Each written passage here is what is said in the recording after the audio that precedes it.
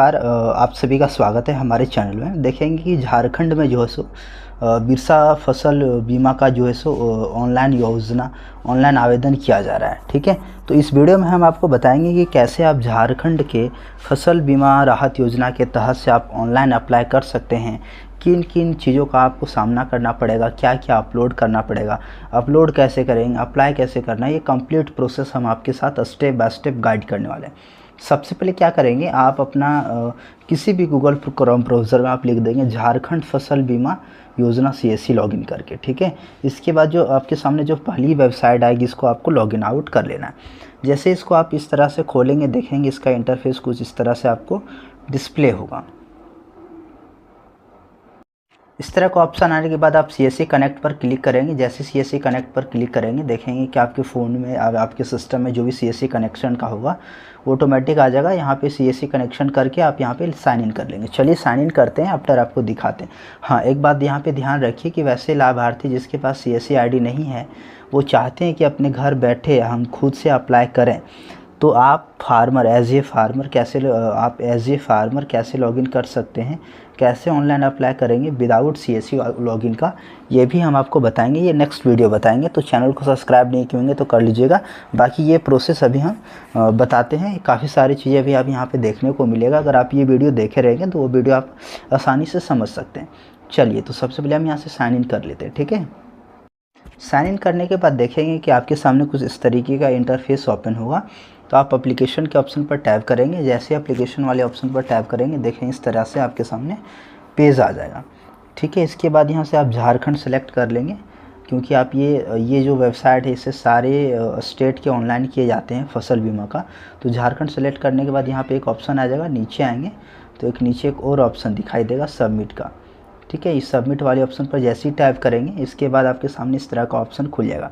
अब यहाँ पे आपके सामने कितने सारे फॉर्म भरा है, अनपेड पेड सारे आपको यहाँ पे दिखाई देंगे।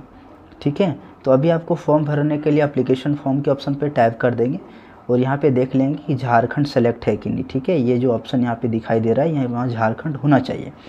अब यहाँ पे क्या है कि सबसे पहले आपको बैंक डिटेल देना है। तो बैंक डिटेल कैसे दे सकते हैं, अगर आपके पास IFSC कोड है तो ठीक है, नहीं तो नो के ऑप्शन पर रहने देंगे और IFSC कोड आप यहाँ पे बैंक का सर्च कर लेंगे। अगर आप जानते हैं तो एस के ऑप्शन पे टैप करेंगे। जैसे एस करेंगे, यहाँ पे अपना IFSC कोड डाल के वेरीफाई करेंगे, तो ये जितने सारे डिटेल हैं ऑटोमेटिक ये ऑटोमेटिक फिलअप हो जाएंगे। इसके बाद आपको क्या करना है, देखिए यहाँ पे आपको सेविंग अकाउंट ही चूज आउट करना है, रहने देना है। इसके बाद यहाँ पे क्या करना है, आप अपना सेविंग खाता नंबर डाल देंगे। यहाँ से फिर से खाता नंबर डाल देंगे, ये आपको डालने की ज़रूरत नहीं है। ठीक है, इसके बाद यहाँ पे चेक बैंक एंड कंटिन्यू के ऑप्शन पर इस पर आप क्लिक कर देंगे। चलिए इतना क्लिक करते हैं आगे। अब जैसे ही बैंक डिटेल फिलअप करेंगे, आपके सामने इस तरह का पेज ओपन हो जाएगा। अब यहाँ पे आप ध्यान से देखेंगे। ठीक है, ये बहुत इंपॉर्टेंट चीज़ है। सबसे पहले आप यहाँ पे अपने पासबुक का जैसा पासबुक में नाम है वैसा पासबुक के अनुसार से नाम दर्ज करेंगे। आधार कार्ड में जैसा नाम है वैसा दर्ज करेंगे। इसके बाद आधार संख्या डालने के बाद वेरीफाई के ऑप्शन पर क्लिक करेंगे। यहाँ पे वेरीफाई नहीं होगा अगर आप यहाँ पे मिस्टेक करेंगे। जैसा आधार कार्ड में नाम है वैसा आपको डालना है और यहाँ भी पासबुक में जैसा नाम है वैसा डालना है, तभी वेरीफाई करेगा। ठीक है, ये चीज़ ध्यान रखना है। इसके बाद यहाँ पे आ जाइए। यहाँ पे आने के बाद देखिए यहाँ पे रिलेशन टाइप में पूछ रहा है कि किसका आप देना चाह रहे हैं। अगर आप किसी पति का नाम डाल रहे हैं, पति का डाल रहे हैं, किसी महिला का फॉर्म भर रहे हैं, तो यहाँ पे W को सेलेक्ट करके उसके पति का नाम यहाँ पे फिलअप करेंगे।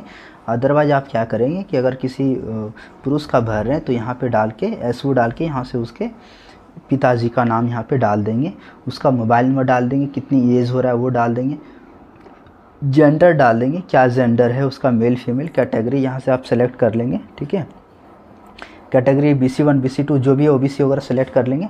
अब यहाँ पे देखिए ये आपको अब आपको समझना। अब यहाँ पे देखिए ऑनर का है या रैयत पे है या फिर किराएदार है, जैसे भी है। आप अगर बटैया वगैरह दिए हुए हैं, बटैया दिए हैं, बटैया का करना चाह रहे हैं तो इस पर करेंगे। अगर आप किसी को धान रोपने के लिए देते हैं तो इस पर क्लिक करेंगे।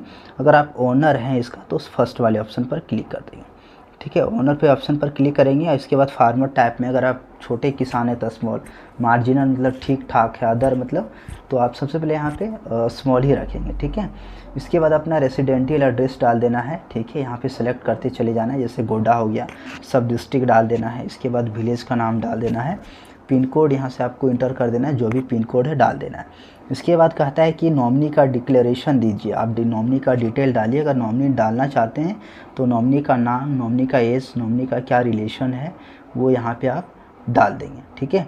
अदरवाइज इस ऑप्शन पर जैसे ही टैप करेंगे नॉमिनी का ऑप्शन हट जाएगा। इतना चीज़ डालने के बाद आप सेव एंड नेक्स्ट के ऑप्शन पर क्लिक कर देंगे। अब देखिए साथियों, जैसे आप सेव एंड नेक्स्ट करेंगे अब आपको क्रॉप डिटेल डालना है, मतलब खेती करते हैं उसका डिटेल डालना है। तो ज़िला यहाँ पे सेलेक्ट कर लेंगे, ब्लॉक सेलेक्ट कर लेंगे, ग्राम पंचायत सेलेक्ट कर लेंगे, विलेज सेलेक्ट कर लेंगे। चलिए करते हैं, फटाफट करते हैं, ठीक है। डिस्ट्रिक्ट सेलेक्ट कर लेंगे, जो भी डिस्ट्रिक्ट है आप अपने अनुसार से डिस्ट्रिक्ट को सिलेक्ट कर देंगे, ग्राम पंचायत सेलेक्ट कर देंगे, विलेज भी सेलेक्ट कर देंगे। सेलेक्ट हो गया। अब सबसे जो बड़ी चीज़ है और अच्छे से ध्यान देने वाली वो जो चीज़ है वो यही है, आपको क्रॉप का डिटेल डालना है, मतलब आपने जो बीज बोया है उसका डिटेल डालना है। तो सबसे पहले सेलेक्ट करें कि धान का करना चाह रहे हैं, मक्का करना चाह रहे हैं, तो धान पर क्लिक करेंगे। इसके बाद यहाँ पे डेट डालेंगे, किस डेट को आपने अपनी बीज को बोया था। सपोज हमने यहाँ पे एक डेट डाल दिया। इसके बाद बोलता है कि आप खाता संख्या डालिए, तो खाता संख्या मान लेते हैं कि 10 डाल दिए, ठीक है। और फिर बोलता है कि यहाँ पे प्लॉट संख्या डालिए, तो प्लॉट संख्या मान लेते हैं हमारा है 12, तो हमने प्लॉट संख्या डाल दिया। अब बोलता है कि आप अपनी जो ज़मीन का जो जैसे कट्ठा बोलते हैं, एकड़ बोलते हैं, तो उसको हेक्टेयर में डालना है। तो गूगल में जाके सर्च करेंगे, यहाँ से ऐसे जाएंगे और सर्च कर लेंगे आप कट्ठा टू हेक्टेयर सर्च करेंगे, ठीक है। जैसे ही सर्च करेंगे तो देख सकते हैं यहाँ पे जो पहला साइट आ जाएगा, इसको ओपन करके और आप अपना कन्वर्ट कर लेंगे। उसको कैसे करना है, कन्वर्ट कर लीजिएगा। इसके बाद इसको आप फिलअप आउट करिएगा, ठीक है। चलिए अब यहाँ देखिए, अब जैसे कि हमारा जो हेक्टेयर में है तो 0.456 हमने डाल दिया। इसके बाद क्या करेंगे, यहाँ पे जो ऑप्शन दिखाई दे रहा है इस पर आप टैब आउट कर देंगे। चलिए हमने जैसे टैब किया देखेंगे कि हमारी जो डिटेल है वो नीचे फेच होके आ गया है। इस तरीके से अगर आपको और भी डिटेल डालने हैं, खेती वाले डिटेल डालने, तो इस ऑप्शन पर आप डाल सकते हैं।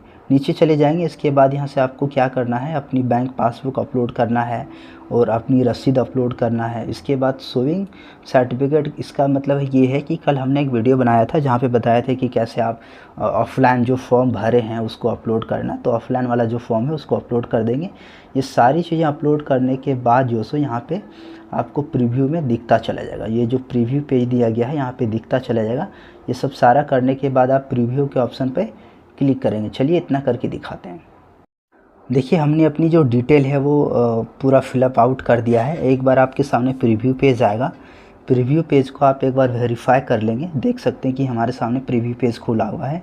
इसके बाद आप सबमिट के वाले ऑप्शन पे टैप करेंगे तो देखेंगे कि 1 रुपया का आपको टोकन अमाउंट कटाना है।